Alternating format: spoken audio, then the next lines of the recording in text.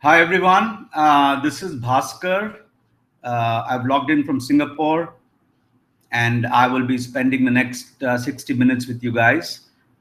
I just wanted to make sure that I'm being heard clearly and the audio visual is okay. So uh, Pragya, can you just confirm if things are being heard clearly and if one of the participants, any one of them could just give acknowledgement that it's okay.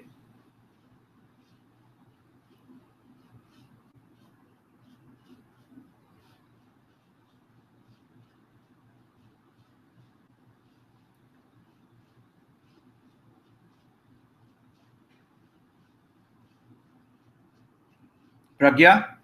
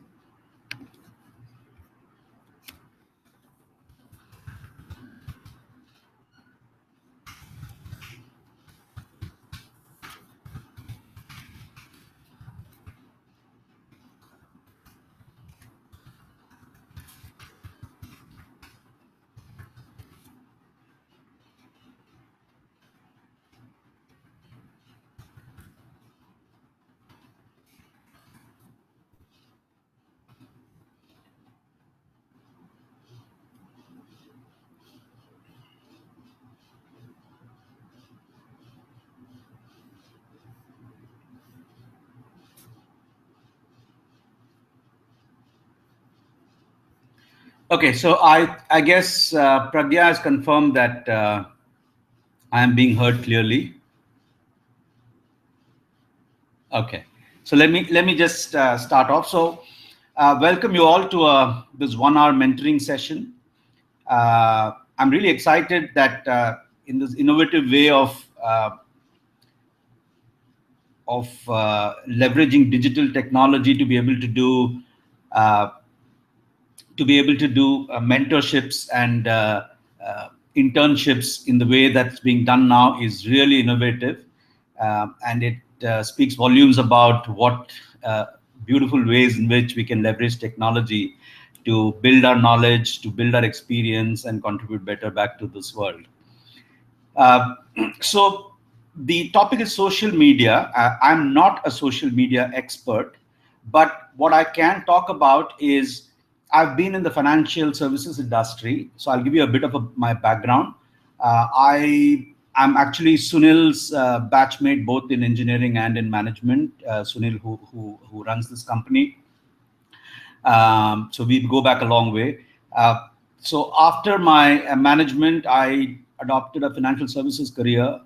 I was working with Citibank for about a decade, a couple of years with American Express. And then I moved into the technology industry, which is focused on the financial services space. So I moved into what was then called iFlex Solutions, and then since then it got bought over by Oracle. So I've been with Oracle for about 14 years. So I have about 12 odd years experience in banking in the corporate and investment bank, and about 14 odd years experience in the technology industry, which is providing services to the banking industry. So I can give you a good perspective of how social media has impacted the financial services industry.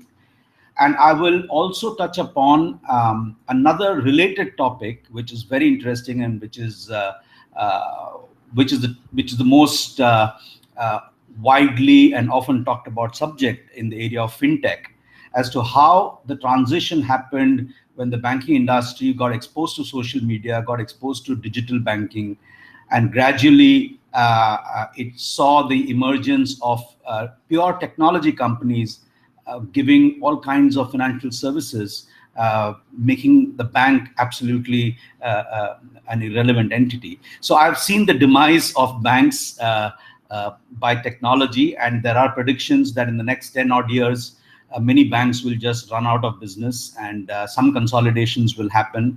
And a lot of technology companies called fintechs will start ruling the world. So, but before I go there, that's the overall topic that I'm going to talk about. But let me first start with the emergence of social media. and how it impacted the financial services industry. So I was in the financial services industry in the early 90s, when largely the systems and the technology that was powering the financial services was all mainframes, AS400, and all age-old computer systems with very dumb terminals for capturing transactions, and in a very unfriendly manner. But the data security was of paramount importance, and therefore it was the mainframes which ruled the roost in banking in the early days. Then, as we approached the early 90s and the late 80s, there was a move out of mainframe and AS400 kind of systems into smarter technologies, leveraging just personal computers and much lower capacity hardware. And it moved from what was called earlier the client-server technology to a multi-tiered technology. So the first generation was something called the mainframe and the dumb terminal, where all the work was being done by the mainframe computer.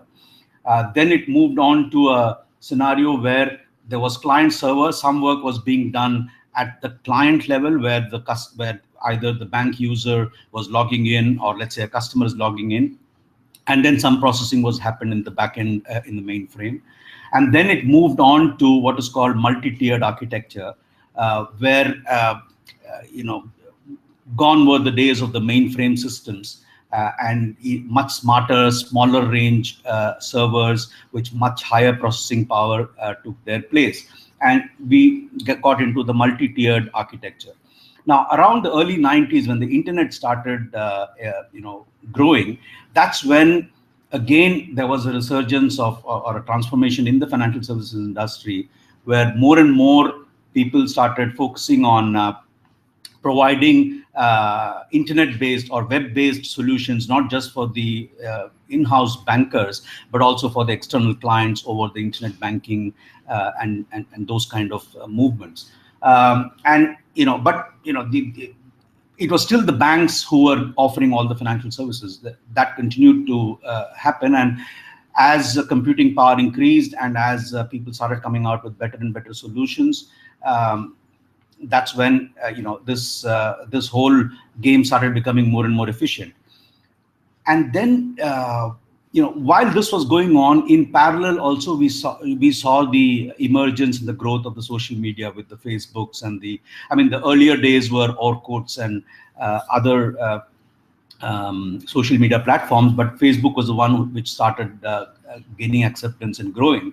So you had Facebook, and then you had Twitter, and you had a lot of these social media emerging, platforms emerging, which banks were initially ignoring. They were still focused on their main hardcore banking, and because banking is a very secure kind of a system, they said, oh, if we expose ourselves to all these external platforms, then it'll compromise our own security, our own safety of data.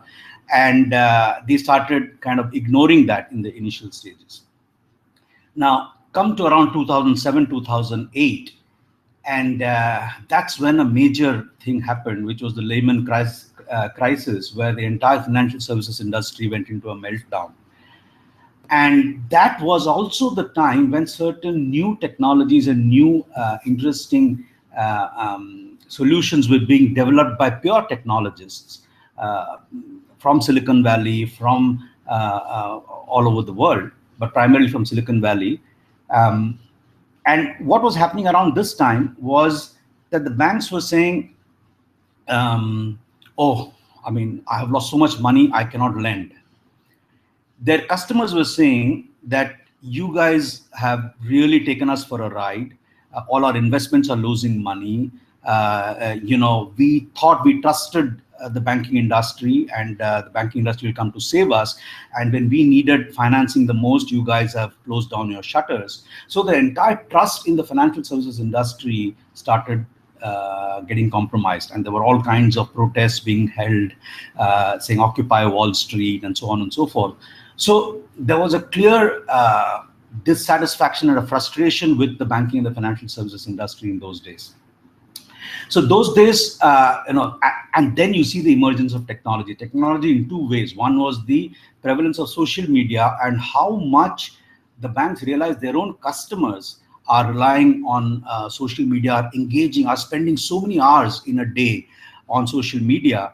And and as competition increases and banks have to start providing better and better services to their customers, they need to be part of those conversations. How do they make sure that they're part of those conversations? And many of those conversations were also related to experience sharing. This bank screwed me, or that bank gave me an excellent service, and I could invest in this today, and within 1 week I earned this kind of a return. So these were social conversations, but a lot of that were also related to the financial experiences that these people were having. And suddenly banks started seeing that this is a very important channel that they can't ignore, hiding behind excuses of data security and all of that. They need to really engage in this entire platform, A, to be able to continue to be relevant to their customers, and B, to be able to hear the voices of the customers, get feedback about how their services are doing and how they are progressing. But it's a double-edged sword, because as banks engage, it's a double-edged sword in the sense social media is there for sure. It is very much there, and it's a force that they can't ignore. And therefore, the speed with which a news of a bad service or a bad experience with a particular financial institution spreads like wildfire, the financial institution can actually go down under. That's the power of the social media sector. Unfortunately, the good news doesn't travel as fast, and that's what banks are trying their best to also see. How can they also influence some good experiences to be shared, to be posted, and to be recommended on social media? But I think it's human nature that people are always happier to talk about negative experiences or sensationalisms more than very nice experiences. Having said that, I personally had an excellent experience with DBS Bank here. I used to bank with Citibank, and I continue to bank with Citibank for other reasons. But in terms of service, they really suck in certain ways. In certain ways, they really are still, having age-old practices, not listening to customers and all that. So, for example, if I had to do a money transfer to in sterling pound to London, and I had to transfer some money for my son who's studying in Cambridge in London, and I was telling him, why I need to send money to my son urgently, so can you send this amount? So the bank says, oh no, you're already late for the day, so you can only give me the instruction tomorrow, and once you give me the instruction, I will take 5 days to transfer it for him to actually receive the money. And I'm like totally frustrated that time. Just to check, I used to bank with DBS not for banking reasons, just for certain other reasons. So I just checked in DBS Bank what is really the process, and they gave me a solution where there is a same-day transfer possible. The cutoff time was still available, and I could transfer the money the same day to my son. And that was such a wowing experience for me that I just went into social media and I posted saying that this is the kind of great service. So it can be used both ways. The banks would want to use it positively, but they cannot ignore the media because the negative implications are very severe. So how are banks and financial institutions really engaging with their customers with social media? And I will touch upon another aspect of it after I finish this. So a lot of banks are big, they said we have to go digital. We don't want the customers having to come to the brick and mortar bank for any activity. They should be able to do anything and everything online. So right from opening an account to transferring money in, to making payments, to making investments, and all of these activities, they should be able to do seamlessly online without having to come to the branch or a bank at any point of time. So this was the area of focus that banks started looking at. And as part of this, for example, there was this National Australia Bank in Australia. They started a service called One, I think, I forget the real brand name. There was a banking service where they said, I want to have a complete digital experience for my customers, and I want to align it with social media. So therefore, customers could respond to their to whatever request they want. If they want to speak to a banker, or if they want to communicate something, there was a social media channel open for the customers to interact with the bankers. The bankers were also encouraged to post relevant information in terms of if there are any movements in the financial markets, or if there is any event that is happening which could be of interest to certain kinds of people. So they started using social media to communicate better with their customer base, as also making the overall experience digital. So this is how they were kind of, in a very wishy-washy manner, leveraging social media. Now, around this time, the other thing which happened was the emergence of this concept called big data. Now, again, I don't think it started only in the late 2000s.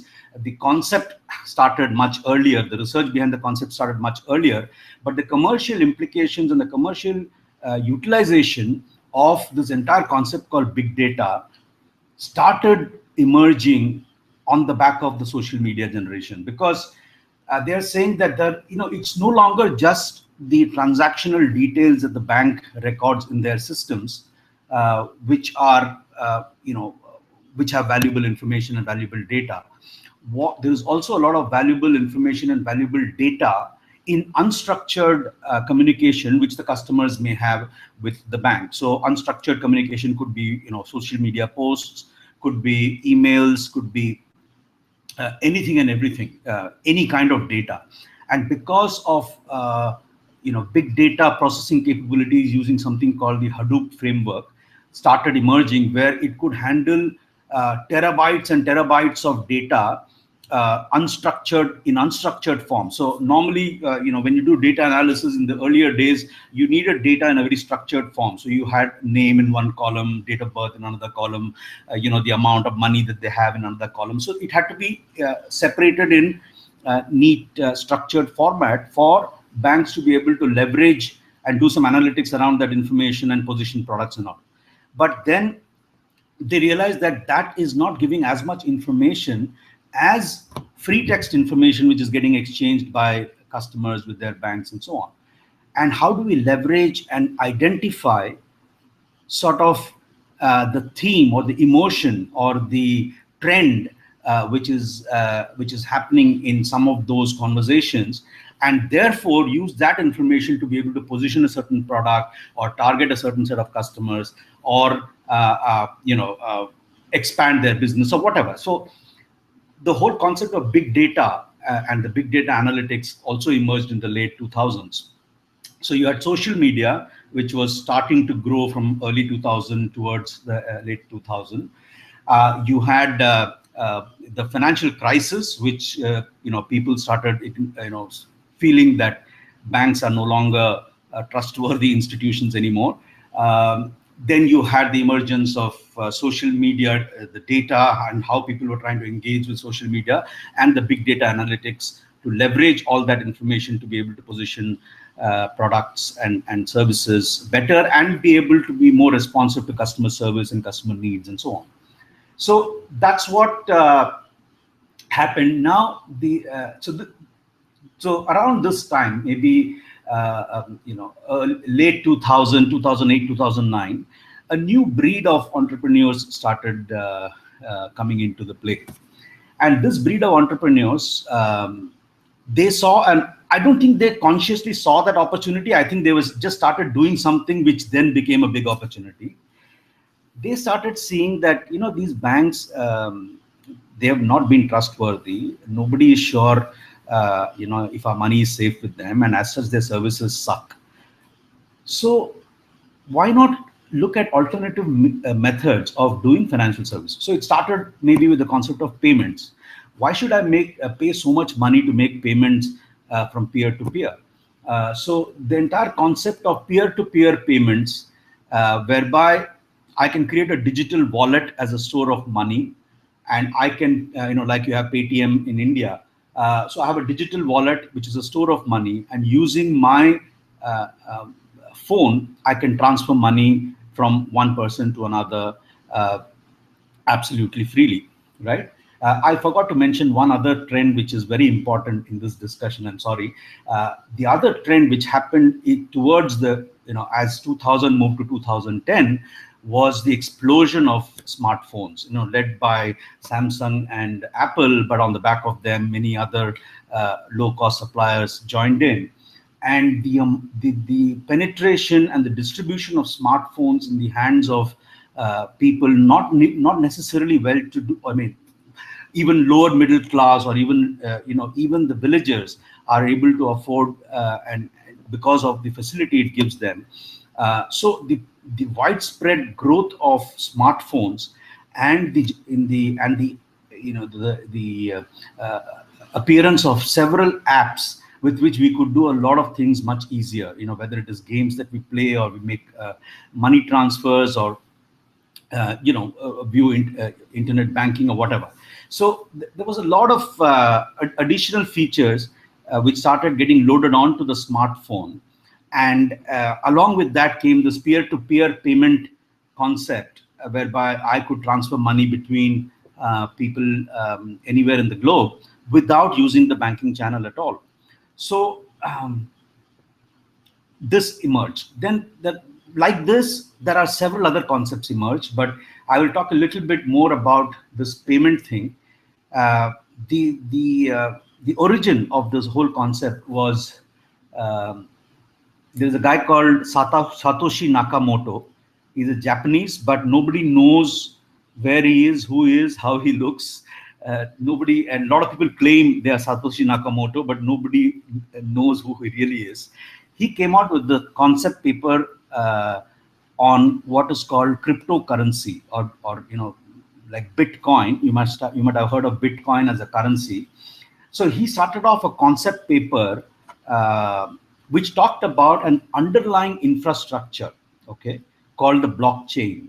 The underlying infrastructure, as a concept paper, not as lines of code, just as a concept paper. He said, if we can set up a blockchain like this that ensures adequate security and safety for peer-to-peer transactions, then on the top of that, we can create a currency called Bitcoin. So Bitcoin as a currency started growing left, right, and center, and a lot of people actually accept Bitcoin as a payment currency for certain services and products that are rendered. And Bitcoin as a currency started gaining ground, and there were some scandals around it, and so the Bitcoin story is going on, and that has also triggered many other kind of cryptocurrencies. There is another currency called Ether, and there are many other currencies which have been developed using technology out of thin air. And these currencies can be traded on exchanges. They can be used to pay as a store of value to pay each other, and so on. So as he created this concept of a blockchain to create peer-to-peer transactions in a secure and safe manner, and spawned this concept of digital currency, simultaneously another group of guys started working on payments. So how to do peer-to-peer payments without bank being involved. So Google was the first guys who started this with the Google Wallet concept, where they wanted to put all the credit cards into one wallet. But also you can create value by creating that digital wallet and making payments to different parties. So this was one. So payments, Bitcoin, alternate currency was one development. Alongside this, another development happened, which is called crowdfunding, or peer-to-peer lending. So why go to a bank and pay 18-19% interest rate to borrow, whereas I get only 6-7% when I lend money, and all that huge spread that the bank is taking is wasting it away in inefficiencies. So then these peer-to-peer lending platforms started emerging, where people were willing to connect a borrower and a lender at a much more competitive price. The borrower gets a much better rate than an 18%. The lender gets a much better rate than a 6 or 7%. So they meet somewhere around 14, 15% or whatever.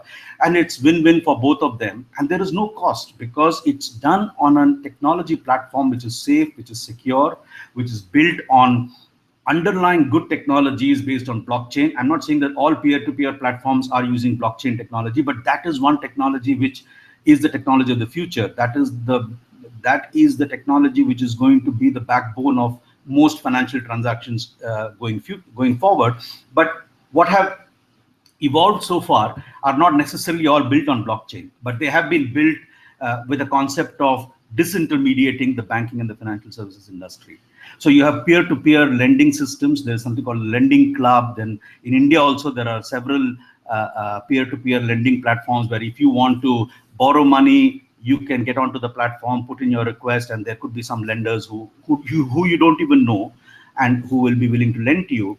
And these platforms are learning about your repayment experience, about your credit experience, so that as the platforms mature, the quality, the credit, the information on your credit worthiness as captured in these platforms is like gold mine.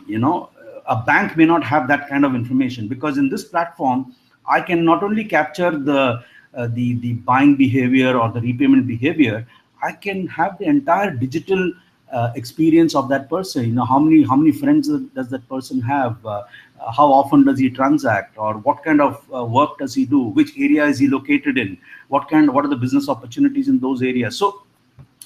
So much of additional information that I can get about a person to determine how credit worthy he is that a bank can do right now. I mean, with whatever, there's a lot of judgment of the individual credit officer which comes into play. Whereas here, all of this data, again, I'm linking now the big data to this. All of this data can now be massaged, and using another concept called machine learning, you can actually establish technologies which will give you a much better quality of the credit worthiness, or determining the credit worthiness of a borrower than any other human being can. Why? Because there is this another emerging concept. I forgot to mention that there are so many emerging concepts that have happened in the last few years that one loses count of them. So the entire machine learning concept, whereby again, it was linked a lot to big data analytics. So they said that computing power has become so strong now that it can chomp off zillions of data and come out with concepts and insights which a human being might find it difficult to do. So, and not just that, they are also able to figure out the concept of how these computers can learn from past experiences and improve on their analysis, which is called machine learning. So I'll just give you a very simple example of machine learning. So for example, how Facebook started recognizing you as an individual and verifying whether you are the right person is, it was fed with, millions and millions of photographs of people, of different photographs of the same person. And it was asked to predict which is the correct person. And as it starts the prediction exercise, it kind of learns on its own, of course, all through programming logic. And then you can find that even if it is a distorted face of the person, it has learned enough about different views of a particular person's face to be able to decide that, yeah, this is so and so. Yeah. So that is a simplistic example of machine learning. But machine learning is again becoming a very commercial thing. It is no longer, in MIT or in Stanford and big universities as a research project. It is actually being implemented by 20, 30-year-olds in India, for example, when they are setting up, websites or what are called fintechs, financial technology kind of platforms, incorporating machine learning. Another example of financial application, we talked about payment, we talked about lending and borrowing. Another area is crowdfunding. Now, for example, if you want to raise money for a particular cause, and maybe Songdew should do that also. We should think about it. Instead of raising money by going to all these big venture capitalists and private equity players who will, take an arm and a leg for whatever money they give, there should be a way to crowdsource this funding. So you explain your concept, and you explain your concept in an extremely catchy way, not just catchy way just to fool people, but your concept is unique, and it is explained extremely well over digitally. You can get people to invest in your venture, and there are so many platforms, even in India, which have come up, whereby people are able to raise money at much lesser cost than they would if they were to go to all these banks or venture capitalists, from people who are not necessarily known to them, but those people are able to identify with the cause. They are able to say that, yeah, this cause makes sense. Yeah, the business idea is good. Yeah, these are the potential future for that. And then they are willing to give the that kind of information, right? So crowdfunding or crowdsourcing is another big application which is taken off. Another area, I'm just touching upon the major areas. I'm not talking about the small areas. Another major area is in the area of investing. So the typical attitude of a banker is, he's trying to decide how much money he can make off you as a customer, right? So they will recommend to you investment products which will earn them the highest commission. Your interest is not paramount for them, and that is obvious. I mean, I'm not saying that the bankers are bad people. It's just that their incentives are driven by how much additional business that they're able to get. And if that is the incentive pattern, why would they not go all out to raise that money and to earn their commissions? So it is inherent in the business model that they end up, bankers typically, and this is not just in India or everywhere in the world, including the United States, including developed countries, bankers or private bankers have a bad reputation that, they're always keeping their own interests and the bank's interest paramount, and they are least bothered about their customers' interest. And therefore, their recommendations are always colored towards giving you an advice which will benefit the bank more than it will benefit you. I'm not saying that this is necessarily a bad name for all bankers. I wouldn't say that. I've myself been a banker for a long time. But it's just that the incentive patterns and the realities are like that. And therefore, if the banker were to be so altruistic and say, I will only do things which benefit the customer, even if it is at the cost of the bank, his boss will fire him. I mean, he's not going to remain in the job. So I'm not saying that always all the objectives are zero sum, that if the customer wins, the bank loses, or the customer loses, the bank wins. I don't think all of them are the same type. There are situations where both of them can win. And I'm sure a lot of the good bankers do focus on those areas. But generally, the faith in the banking system for being able to give independent and good advice for investments has taken a very bad beating, especially during the Lehman crisis, when bankers had sold complex derivative products and investments to their customers. It so happened that those derivative products, which were seeming as great products when everything was going good, when things started turning bad, they exposed the kind of losses which the investors had not even dreamt of. I mean, people have gone bankrupt because of some investment that they did in a product called accumulator here in Singapore. It's the product is called accumulator. Later on, it started being called I'll kill you later. So, at the time of investment, the promises are very tall, saying that you can make this kind of money, but gradually you realize that you've been completely robbed of all your savings. So, as these happened, a few Silicon Valley, this again started in Silicon Valley, a few entrepreneurs, fintech entrepreneurs, they said that, listen, how much value is the banker anyway adding? Why don't I develop a system whereby independently a computer can analyze how the market is performing and recommend investments? And this whole concept became called as robo-advisor or robotic advice. and that has done so well. It's kind of exposed the fact that the bankers actually are irrelevant. A computer across different kinds of crisis in the markets, because you can build in. I mean, the robo advisor only is as good as the programmer who has programmed it.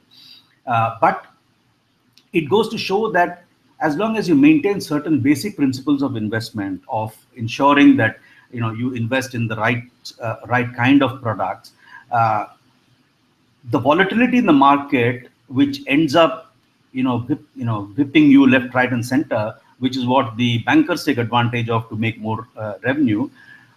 These kind of models,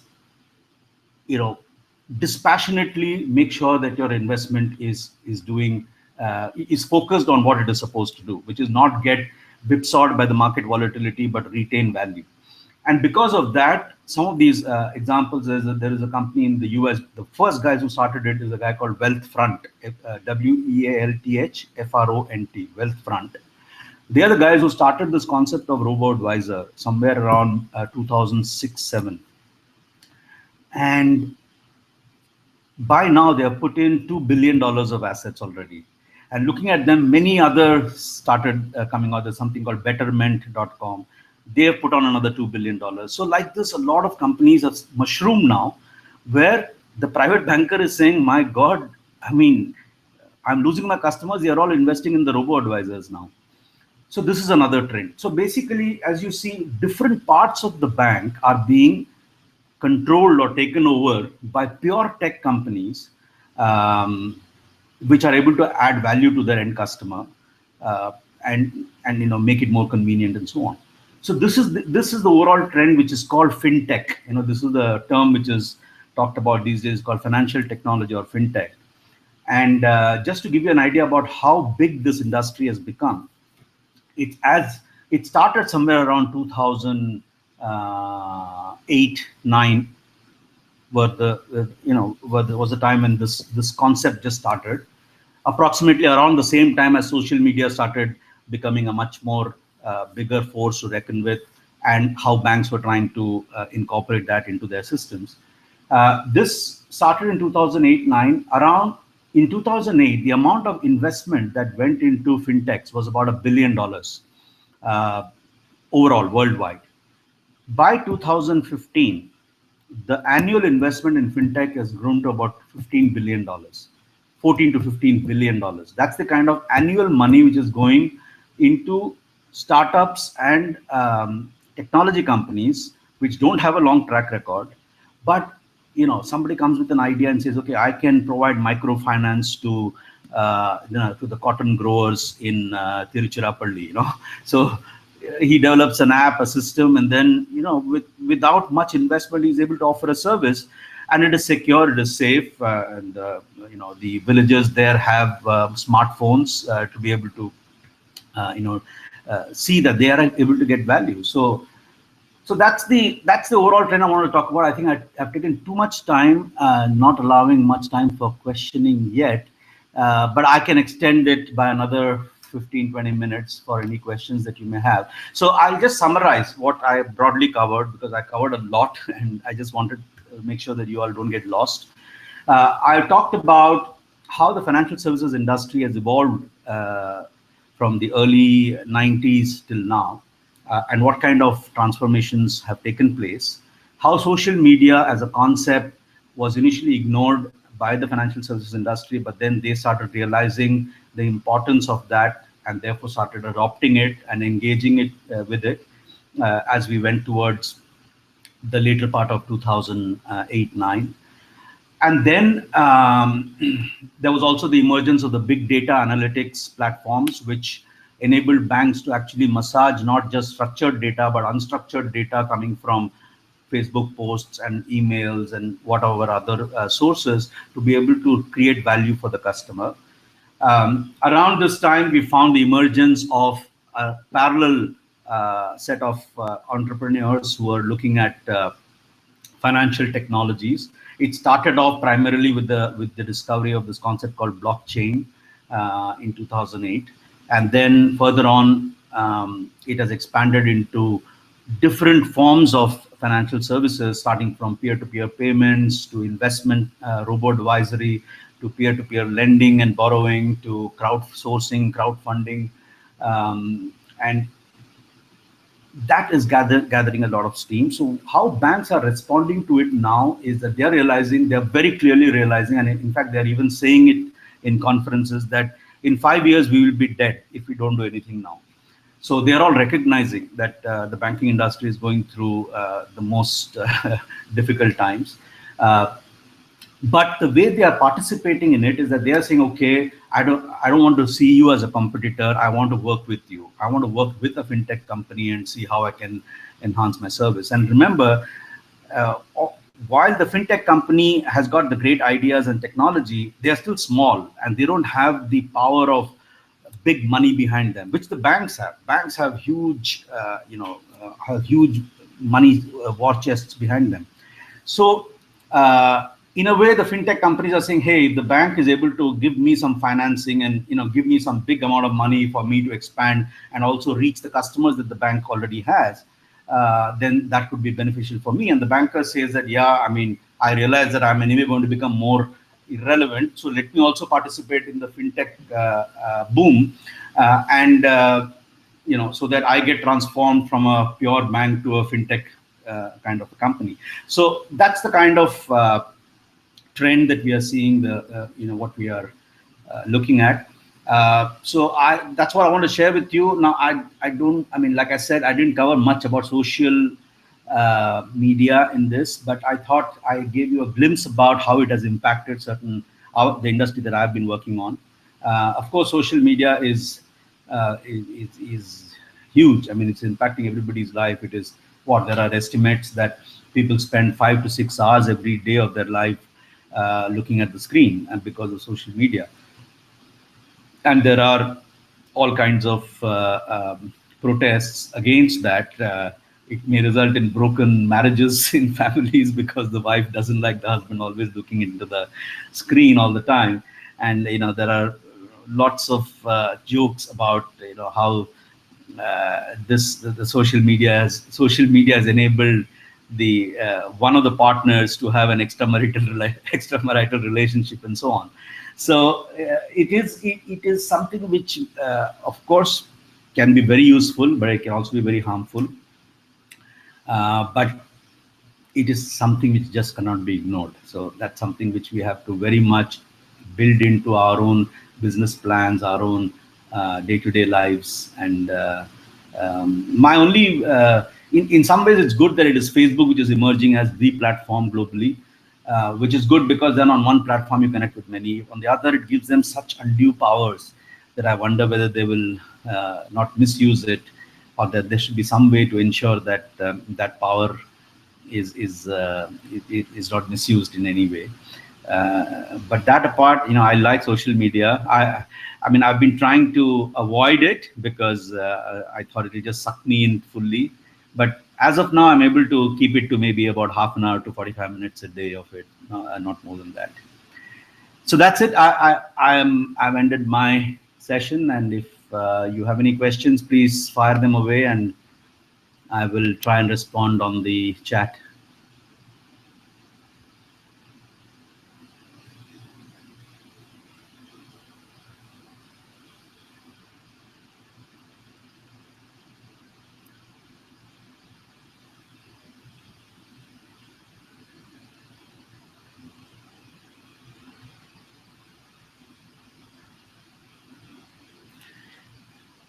Now, okay. Shivani has asked a question, so I'm not typing the answers back, so I'll just talk about it. It's a very good question. So you're essentially asking how does a fintech company, okay, now let me just correct, if I've understood your question, what you're essentially asking is how can banks and financial institutions get access to data on Facebook and use it appropriately, given all the privacy norms and all kinds of other related strictures on data usage and data distribution. So I'm understanding this as not fintech companies. I'm talking about, I'm understanding this as just banks. Now, fintech companies using social media, they are more amenable to using social media because they are not a bank. I mean, they are just a pure technology company, and the millennial generation, which most of you are in, would be more comfortable sharing information with a fintech platform than you would be with a bank. So banks, you know, probably had this problem. I mean, they realized that there is a problem in this, that how much additional information can they get. But the way they source that information is that almost all of them started creating a page, right, on Facebook about the bank. And then they started posting a lot of information which was relevant to their customers. And they were getting responses back from customers on their pages. And then if the customers have liked it, and there are some ways of interlinking and so on and so forth, because there are so many ways in which you don't realize how much information you're already giving to Facebook because you have not ticked up certain privacy box somewhere. So within the realms of security that is available in Facebook, the fact that the banks are able to have conversations with their customers over the social media platform, and a platform which the customers are willing to come on. See, the bank could have always done the same thing, saying, okay, let me open a chat window. Let me open a chat window and exchange information with you. But who's going to subscribe to the chat window? Here, Facebook is an established platform where lots of people are on it, right? So therefore, the accessibility and the ease with which people will respond to what you are putting there is much, much more than if you were to create your own private channel of communication to the customer. So that's how the banks are actually ending up leveraging these connections to their customers by having Facebook pages, by creating campaigns on Facebook, by paying Facebook for doing some advertisements in Facebook. So that's how these institutions are leveraging the social media. I hope I've answered you fairly, Shivani.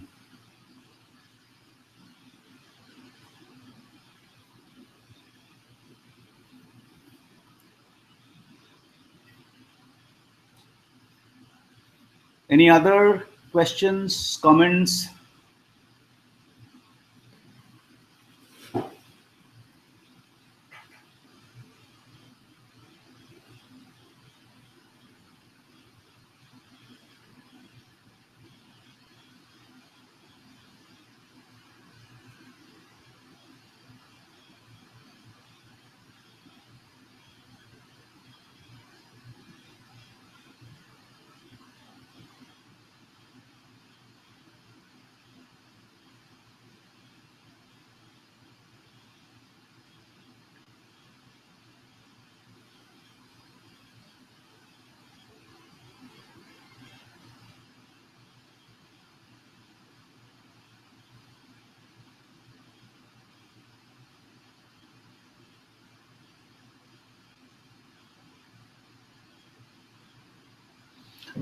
Pragya, there don't seem to be any more questions. Then shall we close for the day?